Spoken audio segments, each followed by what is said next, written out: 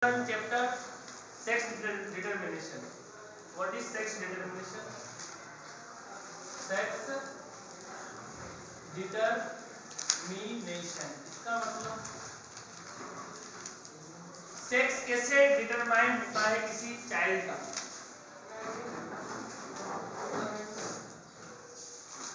Mail have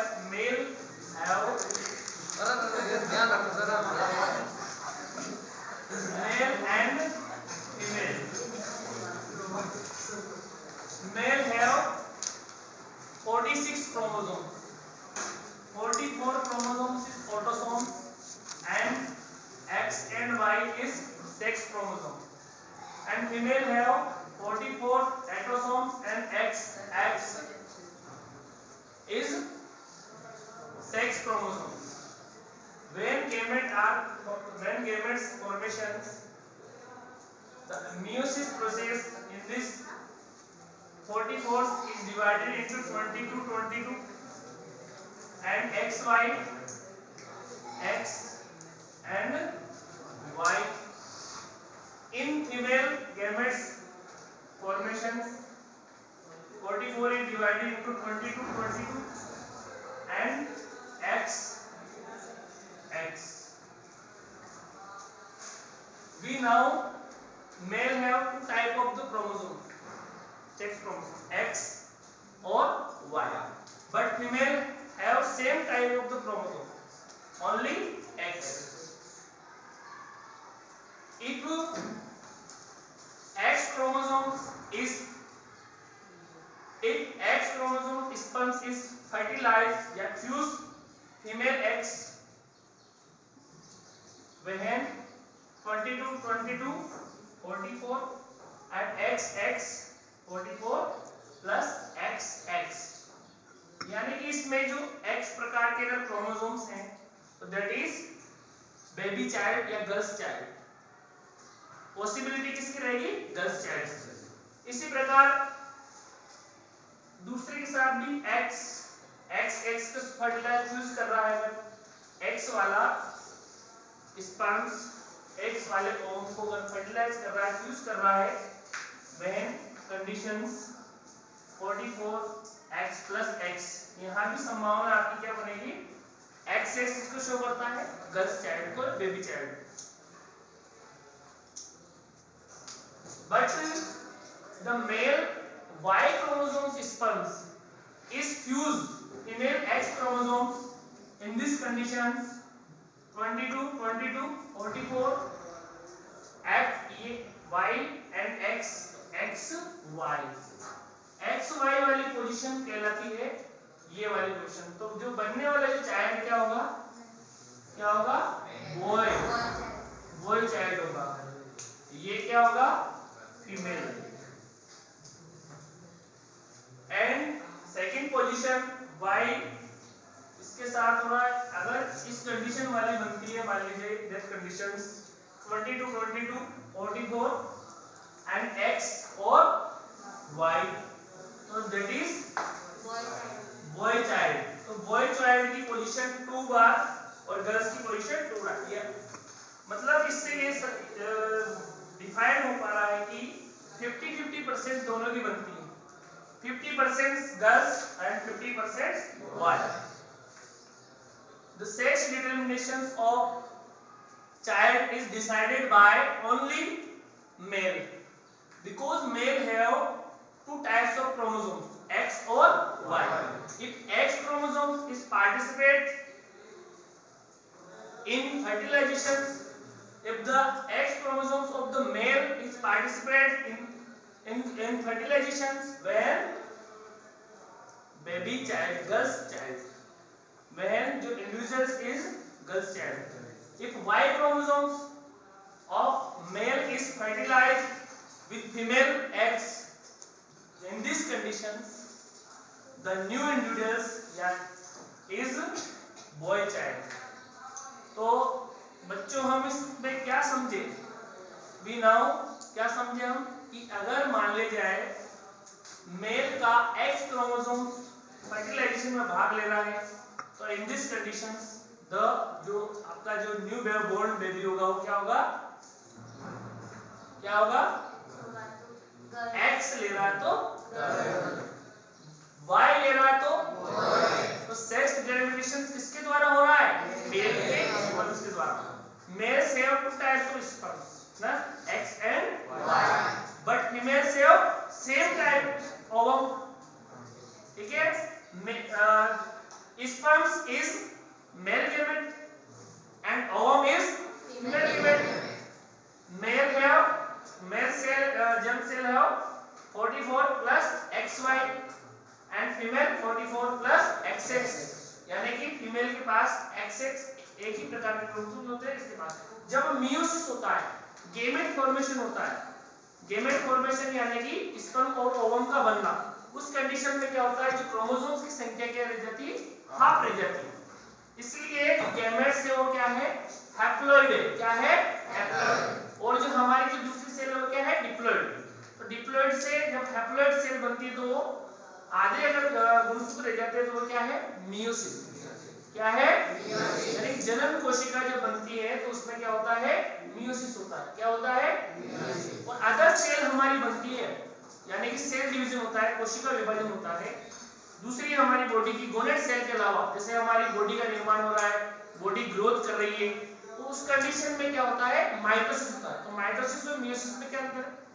mitosis में the number of chromosomes is equal to the number of chromosome of the parent cell. Parent cells के बराबर ही होते हैं daughter cell के अंदर chromosome की संख्या. तो वो है माइटोसिस. और यहाँ क्या हो रहा है? मियोसिस हो रहा है. यहाँ क्या हो रहा है? जो 46 गुणसूत्र है इसमें 46 है, तो इसमें क्या रहेंगे? 23. तो number of chromosomes in daughter cell is half than parent cell. Parent cell की तुलना में क्या हो जाते हैं? हाफ.